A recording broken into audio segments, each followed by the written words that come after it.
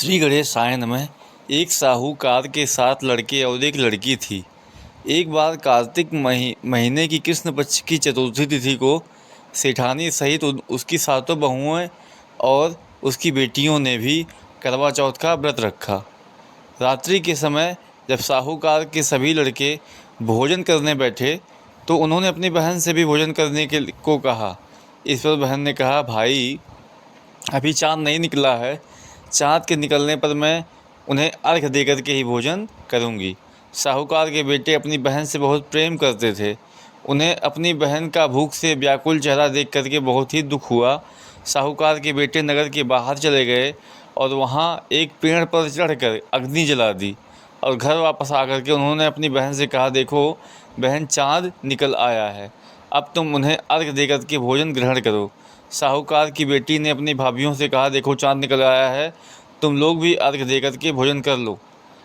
ननद की बात सुनकर भाभियों ने कहा, बहन अभी चाँद नहीं निकला है, तुम्हारे भाई धोखे से अग्नि जला करके उसके प्रकाश को चाँद के रूप में तुम्हें दिखा रहे हैं। साहूकार की बेटी अपनी भाभियों की बात को अनसुनी करते हुए भाइयों के द्वारा दिखाए गए चाँद को अर्घ दे करके भोजन कर लिया। इस प्रकार करवा चौथ का व्रत भंग करने के कारण भगवान गणेश साहूकार की लड़की पर क्रोधित हो गए।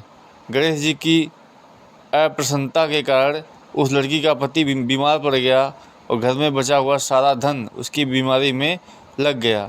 साहूकार की बेटी को जब अपने किए हुए दोषों का पता लगा तो उसे बहुत पश्चाताप हुआ। फिर उसने गणेश जी से क्षमा प्रार्थना की। फिर से विधि विधान पूर्वक चतुर्थी का व्रत शुरू कर दिया। उसने उपस्थित सभी लोगों को श्रद्धा अनुसार आदर किया और उनसे आशीर्वाद ग्रहण किया।